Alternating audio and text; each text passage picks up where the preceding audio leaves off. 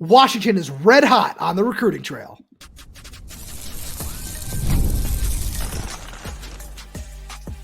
You are Locked On Huskies, your daily podcast on the Washington Huskies, part of the Locked On Podcast Network, your team every day. Welcome back into another edition of the Locked On Huskies podcast. I'm Tomashoff. That's not Lars Hanson. That's Austin Simmons, Washington's latest commit. We're going to jump in, and we got so much fun stuff with him. That is Lars Hanson down there. He's site editor with Athlon Sports Inside the Huskies. I'm the site editor with Huskies Wire. Thank you for making this your first watch or first listen of the day, as we are part of the Locked On Podcast Network, your team every day. And today's episode is brought to you by FanDuel. You can start the season with a big return on FanDuel. New customers can place a $5 bet, and you'll get started with $150 in bonus bets if you win your first $5 bet. Visit FanDuel.com to get started. Austin, first off, let's get started by saying congratulations to you on your commitment to Washington. To anybody out there who hasn't, yes, round of applause there. To anybody who hasn't seen the news, you were committed to Washington State and flipped today, Tuesday, as we're recording this. The other day, as I listen to this on Wednesday. So first of all, just take us through that decision, man. I feel like UW was always like the place I've wanted to go, because I had all those offers in the beginning and I was kind of waiting for UW to come along, and I had Washington State, and that was the reason why I hadn't committed to Washington State when they had offered me.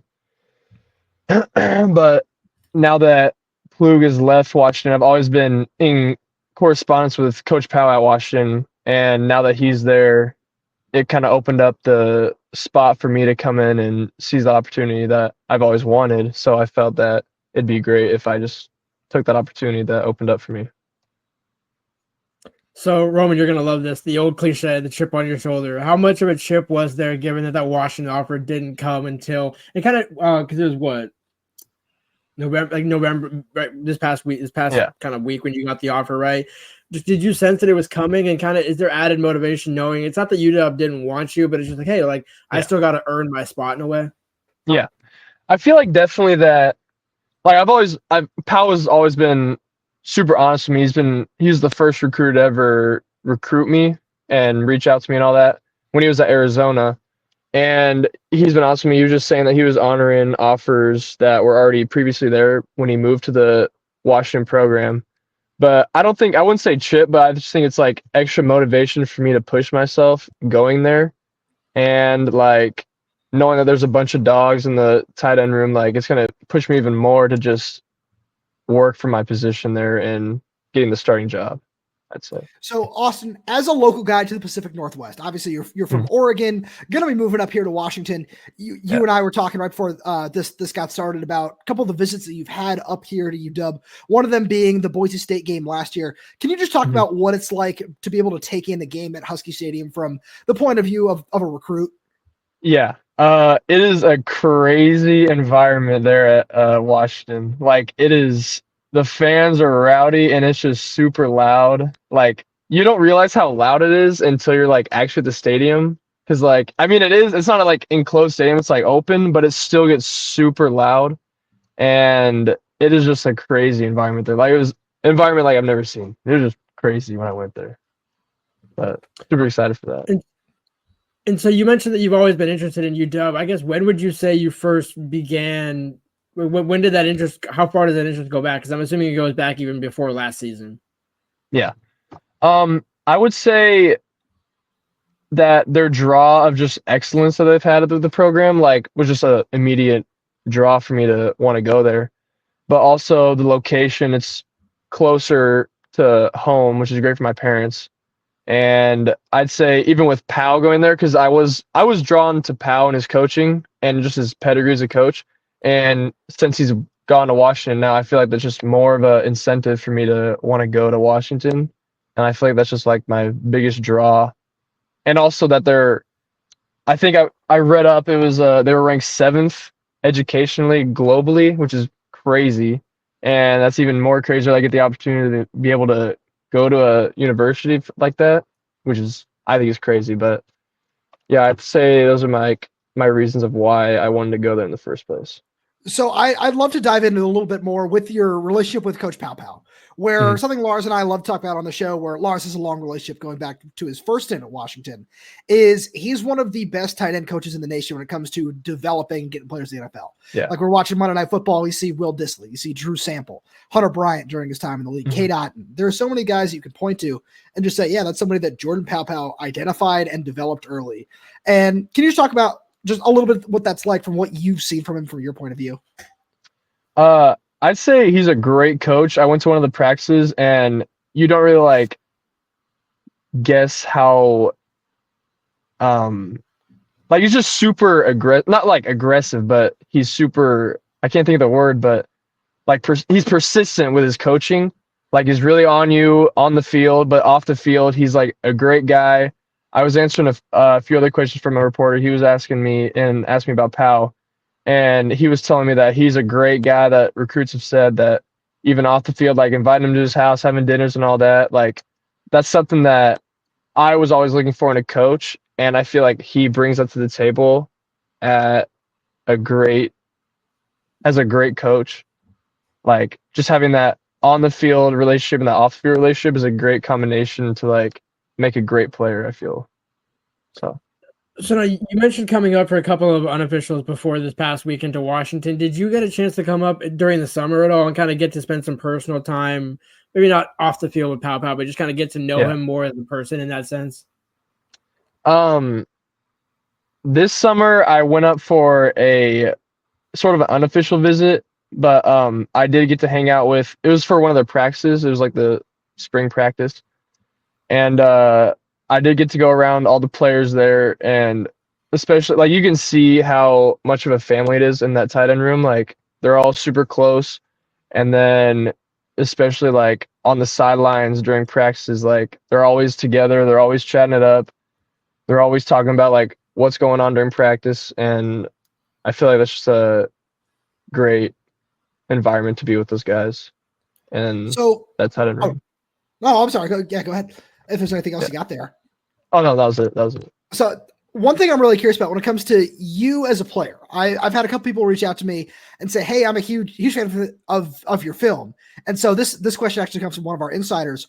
What if you had to choose like any one player, maybe there's a couple that you like, is there anyone that you'd say you like to model your game after?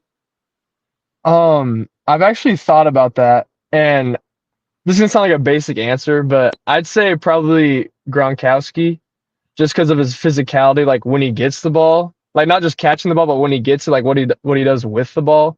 Like I feel like I try to model myself like that, like not getting tackled on the first play and making it super tough for the defense to bring me down, and try to make it take like 4 or 5 guys to be able to take me down. I feel like that's a really good trait to have as a tight end. It is super hard to take down and just get those extra yards that you wouldn't normally get just be getting tackled by one guy.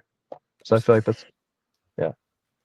And so now, perfect segue off of that. Not that it's a bad thing in any way, shape, or form, but off the field, are you just like Gronkowski, and kind of just how do you you mentioned the family aspect, just kind of how is a recruit, especially being in the Northwest, does it feel now that Jedd's at Washington, kind of integrating yourself into that culture? Is it a pretty seamless transition from what you've gotten the sense of?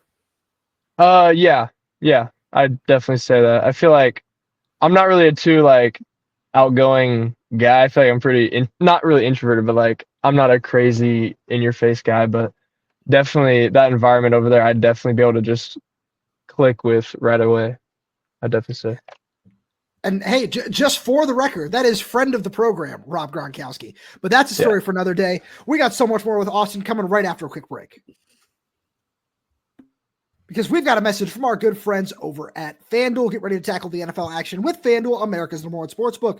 Because right now, new customers can bet $5 and get $150 in bonus bets if you win. The FanDuel Sportsbook app gives you everything you need to place live bets on the NFL all in one place. So when you get a hunch in the middle of the game, you can check out the latest stats, view live play-by-play, and so much more on the same page where you place your bets. Just visit FanDuel.com to join today. You'll get started with $150 in bonus bets if you win your first $5 bet. That's FanDuel.com. Never waste a hunch. Make every moment more with FanDuel, an official sportsbook partner of the NFL. Just, quick heads up for all the everydayers out there. Three-way parlay. There are 3 Thanksgiving games. Give me Lions money line, or Cowboys money line, and then the night game, give me the Packers. I think you get those 3 together. They're going to probably have a pretty solid day on Thanksgiving outside of all the great food. You can go check out all those odds and so many more over on FanDuel. So, Austin, Washington has been on a real hot streak on the recruiting trail. You've become the fourth player to commit in the last, let's call it 72 hours. And one thing you and I were talking about before we hit record was you've got a relationship with a couple of 26 guys. You said you played on a 7-on-7 team with Hanson and Terrence Sarian. Can you talk a little bit about not just your relationship with them, but with some of the other recruits that you might have? And if there are any other guys you might be trying to convince to come join you now up in Seattle? I haven't really been able to like branch out to any other recruits because I mean it's been a day, but I'm sure I'll definitely get to talk to some of the guys. But my relationship with Ansu and Terrence, it's not really. I mean, I know them from Sevens, but I don't really know them. But I know they're great guys and they're great football players. So I definitely be able to click with the guys at Washington. So. Yeah. And just what does it mean to you to be one of those first couple guys in the 20, or not one of the first couple guys, one of the last couple guys in the 25 class? Because I know Jedd said during his Monday press conference last week that there's still some battles going on, and just kind of what does it mean knowing that they got the transfer portal, they could look at other options, but they kind of zeroed in like, no, we want to invest in the 4-year versus take our luck with a guy in the transfer portal. Yeah.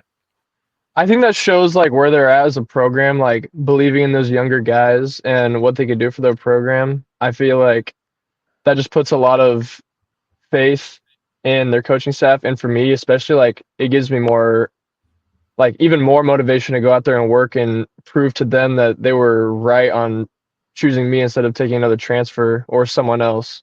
And that just gives me more incentive to just work and get my starting job there, or just to work and be a good guy there. So let's talk a little bit about once you do arrive on campus. You said you plan on enrolling early. We talked about the dates and how that might be. Some point down the line, we'll see. We'll certainly have you back on and get an update on that at the right point in time. But whenever you get to Washington, when you get there, what kind of plan does the coaching staff have in place for you? Definitely, I would say getting me developed super quickly and getting me to the right weight and height and just getting me set up for their offense and just getting all that set up, and then working with Pal and just getting ready for the spring season. Now, I'd be remiss, and you can correct me if I'm wrong on this, but since you play tight end and you're coming into the tight end, I have met very few high schoolers that just play tight end.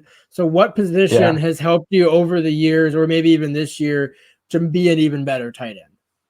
So I would definitely say my after the catch, like running ability, was definitely from my running back days, because I used to always play running back. Ever since sophomore year, I played running back. But freshman year, I was a quarterback, but you can't really say I was a quarterback because I like barely threw the ball. It was basically just read option, triple option, run the ball, or if it was a pass, just run the ball. So I definitely say my running ability definitely came from me playing running back. And also, since I'm a taller guy, I feel like my coordination came from track and getting my running form down, because I was definitely a big track guy in elementary school and middle school, and that definitely transferred over my high school. And that definitely helped me get my form down and definitely be able to like get more speed out of my form instead of wasting all that power. So definitely track and playing running back ever since my younger years. So another thing that you mentioned to me was when Washington first started looking at you under the previous staff, was that they were looking at you as a defensive player, where you said that you're getting looked at as a linebacker, defensive line kind of player. How is that kind of factored into your game? When did you are you still playing that position? Did you maybe stop? And what have you learned from that side of the ball? I feel like I did love both sides of the ball, but I did love offensive more. But I feel like I was playing outside backer, D end, and I was only playing it a little bit. And I feel like my film was more showing on offense than defense. So like give me more of an opportunity to get recruited as an offensive player than a defensive player. And that's when Powell came along and came to Washington. That transferred over for my opportunity to come to Washington, because he was already recruiting me as a tight end. So that definitely helped with wanting to be a tight end instead of a defensive player. All right, Roman, here's another one you're going to love. You know the last time Washington signed a linebacker that ended up playing tight end? Ooh, a linebacker that ended up playing tight end? Because it wasn't Will Dissly. Like, he played defensive line. No, it was after Will. It was after Will. Oh, no, I'm blanking. Cade Otton. So people forget Cade Otton actually came to Washington as a linebacker and converted to it. It took 2 practices to do it. The combination of Cade Otton and Jack Westover, because you mentioned playing running back. Jack was one of those guys that could kind of line up as a fullback. Is that something that appeals? Because we both are, I don't want to say fans of Jedd, but we believe in his play calling. Haven't seen it a ton this season, but from what we saw at Arizona, it's like we know that it's in his arsenal to do it. It's kind of those packages and your ability to, having played quarterback briefly and things like that, kind of appeal to you, knowing you're not just going into a pro style offense and you're going to learn blocking and all those sorts of things to get you to the NFL. But also, there's a couple of gadget plays. We saw Tyler Warren score 2 direct snap touchdowns on Washington at Penn State. Does kind of something like that appeal to you? Yeah, definitely. So my offense now at high school, we've had some plays drawn up for me for like fly sweep plays or just like motion plays where I'll come around from the tight end spot and just get motion over and I'll get the ball. Like it's a handoff play, which I love getting the ball like that because I don't have to worry about catch. I can just get the ball and get to work. So I love plays like that where the ball is directly snapped to me. And it brings me back to like my Pop Warner days and my middle school years of being a running back. So that's definitely something that appeals to me. So it's one of those things where you like being a playmaker, just getting the ball in space and going to work. So you talked about, modeling your game after Rob Gronkowski and saying, I love to have that, the ability to make guys miss or, break tackles, different things like that. Would you say that's the best part of your game, or is there something else that you really pride yourself on? I would definitely say that with my size, I would say that my ability to move in open space and make open space and make guys miss is definitely one of my best traits. Like, I feel like, I definitely say that's one of my best traits is being able to do that. But also I feel like my catch ability is, like, I feel like I have really soft hands and any ball that's thrown to me, I'm able to grab. So I feel like those are my top 2 best abilities at tight end. I feel like that movement ability is something that you don't really find in tight ends, I feel, in certain tight ends. But I feel like I'm also a very versatile player and I can do all of it. I can block, catch, run. I just do all of it, which I feel like is a good characteristic to have in a tight end. Sorry, Lars. I got one thing that I want to make sure I followed up on with that. So is that something where when you watch, just say, Jedd's offense over the last couple of years at Arizona along with here, and you watch a guy like Tanner McLaughlin in that offense where they moved him all around the formation. And then you see a little bit of that here with, whether it be Kaleki Latu or Decker DeGraff, where they're not just lining up a tight end, they motion them. Yeah. They do all these different things with them. So how does that appeal to you and your strengths? It definitely is something that I look forward to because at my high school right now, I'm more playing receiver than online or inline tight end, but we do have sets where I'm also playing inline tight end or I'm slot or I'm one receiver versus wide out. So I feel like I'm not like uncomfortable in any of those positions. Like I feel like I'm just used to being wide out, slot, inline, put my hand in the ground. Like I feel like all of it is super natural for me at this point. So and kind of in a perfect segue off of that, and this will ideally be a home run into our 3rd segment here. Baronione and Charlie Kroll. Yeah. How close to you with either of those guys, and how much did they kind of, I don't want to say not sway your decision, but did you kind of have any conversation like what have you heard from Pau? Just does it affirm what you've been hearing? I don't really know them. I know of them, but I'm looking forward to getting to know them and getting to hang out with them and work with them. But there are definitely some dogs up there that are getting ready to play. So this is one thing that I know you and I talked about again before we hit record here. We got to bring it back to it. You told me you didn't grow up a Washington fan, but now that's all about to change. Yeah. When I was younger, I had the whole mohawk. I had the green and the yellow hair. Diehard Duck fan, but like I was going to all their games. But I feel like ever since my recruitment has started, I feel like I haven't really had a college team to follow. But now that I am committed, I feel like go Dogs. So, yeah. Real quick, just to kind of segue off of that, or segue right from that, take us through as a recruit, because people are like, oh, you're a Washington fan. Well, I went to Wazoo. People know that. Roman went to a school on the East Coast, but he grew up a Husky fan, things like that. Not that I hated Washington. I also didn't love Wazoo either growing up. From a recruit's perspective, how do you kind of cheer for or kind of follow along certain teams, or does it really just come down to which schools you're looking at are the ones you're paying attention to? I feel like I don't really have an animosity towards any of the schools that, like, I don't really hate any of the schools, but I feel like now that I'm going to Washington, it gives me an incentive to cheer for them and just work for them. So, yeah. No, it's fantastic because it is Washington, Oregon week. It is rivalry week. And we're going to get your help, Austin, in previewing the game just a little bit. Yeah.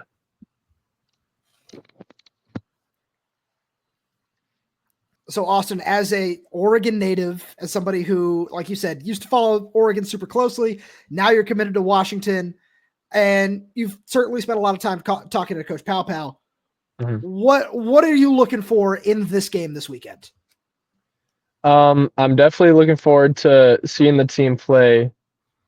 My new team. This will be my first time watching a Washington Huskies fan or watching a Washington Huskies game as a Huskies player now or commit. So it will be a little different, but I'm definitely looking forward to that game. And I feel like it's gonna be a great game because I feel like those rivalry games, no matter who's ranked higher or who's projected to win by more, I feel like it's always gonna be a good game, especially since last year they went 0-2 against the Huskies beat the Ducks twice. And I feel like it's going to be a great game no matter what. So, yeah. And from a receiving tight end perspective, having a quarterback that's a dual threat in Damon Williams, who Roman and I are really pulling for to start this weekend. I know you can't say either way, but how different and how appealing is it? And I guess what are the benefits and maybe a couple of challenges and what you're kind of looking for seeing Damon this weekend, knowing that he's probably going to be your quarterback next year? I feel like it's going to be great.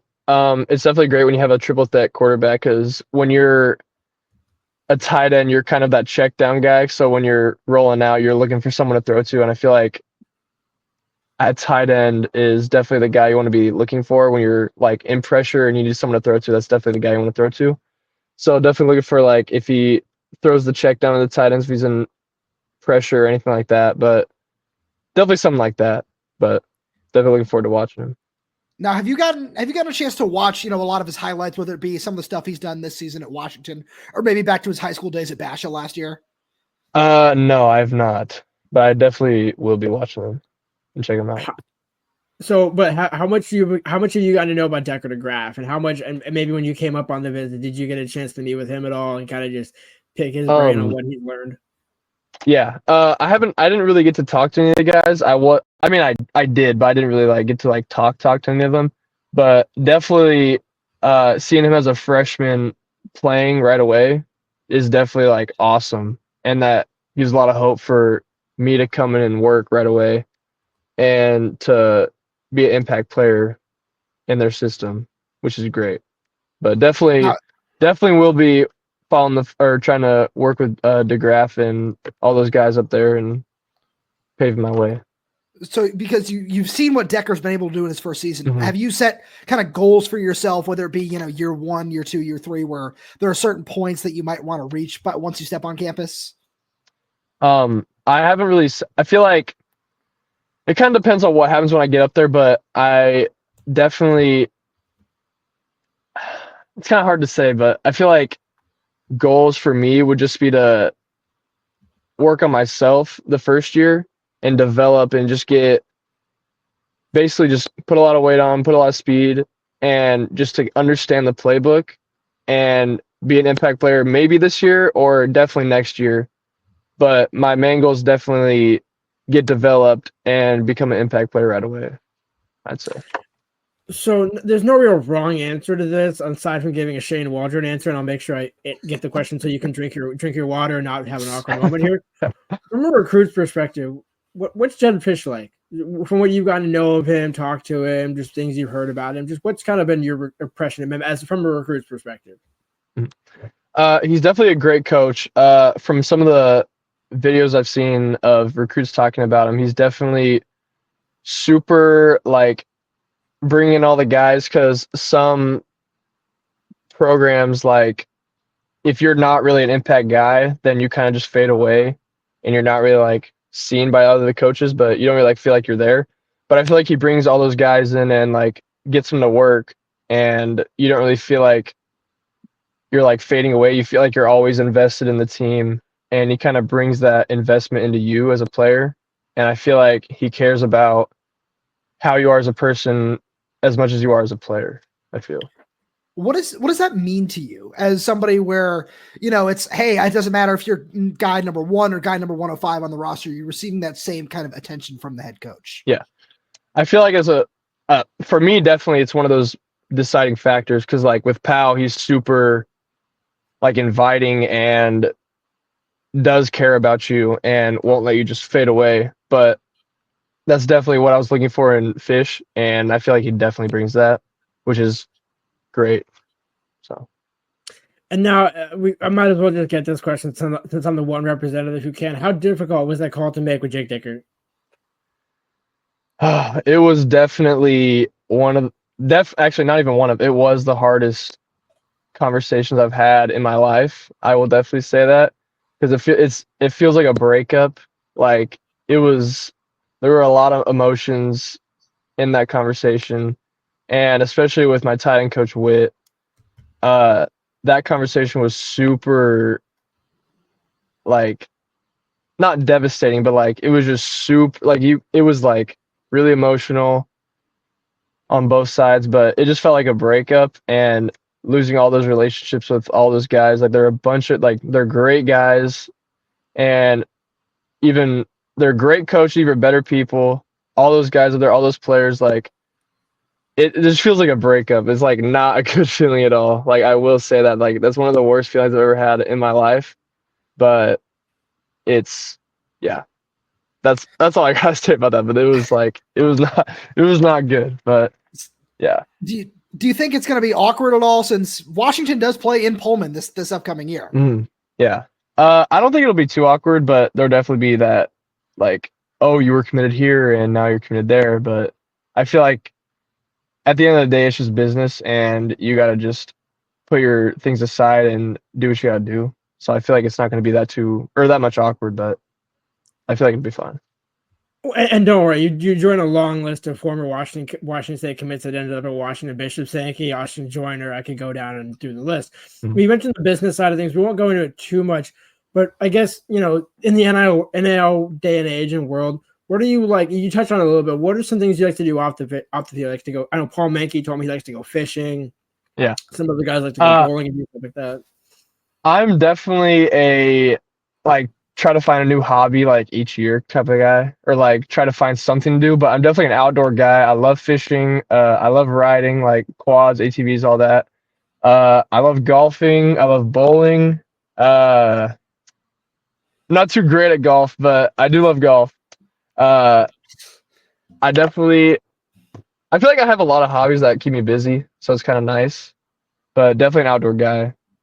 And I feel like it's kind of funny because some guys wouldn't, like, when I'm in school, you wouldn't take me for as like a, I guess, collector in that type of say, but I do collect Legos, collect Pokemon cards, all those type of things. But yeah, I feel like it's kind of like you don't really see that in me, but I feel like it's something that's like you don't know that until you get to know me. But yeah.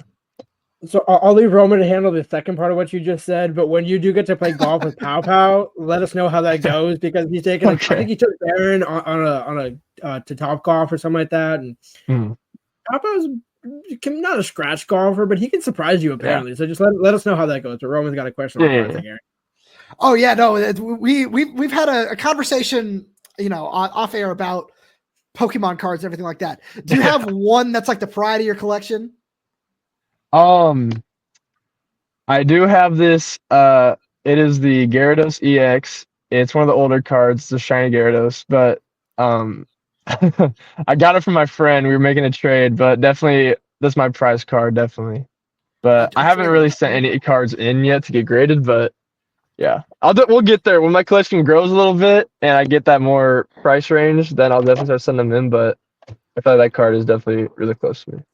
Now, last one for me here. It is that time of year. And this is something I take very seriously. I love to cook. My sister loves to cook. My whole family loves it. Yeah. It's Thanksgiving. I need your top 3 in order Thanksgiving side dishes. Oh. I'd say number one, stuffing. Yes. Stuffing's got to be number one. Stuffing's got to be number one. 2, does it have to be side dishes or can it be like any dishes? Let's go any dish. It could be like a dessert, Okay. anything like that. It just can't be turkey because like that's Yeah. So I come from a Greek family and we do lamb chops. So I feel like lamb chops is definitely number 2. We do a lot of things different over here. And we got Greek salad. I would have to say Greek salad. It's like cucumber, tomatoes, feta, onions. Whew, that's Greek salad is where it's at. Hey, I like to do that as a post-workout meal personally. It makes me feel like a lot healthier, and then I put way too much feta on it. But that's just yeah. I was gonna say the feta can get you in trouble there a little bit. So if you just had this will be my last question. We'll get you out on a complete alley-oop layup here.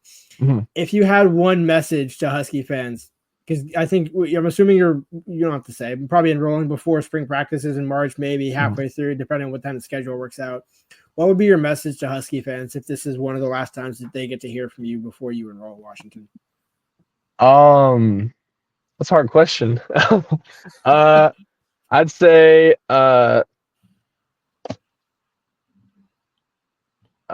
super excited to get to work with the dogs. Hopefully becoming a person in the community that helps the community. I don't know. It's gonna be pretty good. It'll be good. I'm excited to get to work with Powell, Coach Fisch, just to get up there and start working. So yeah. You got to beat Fisch on the pickleball court, by the way. Yeah. Somebody has to. I played pickleball once, but we'll see how that goes.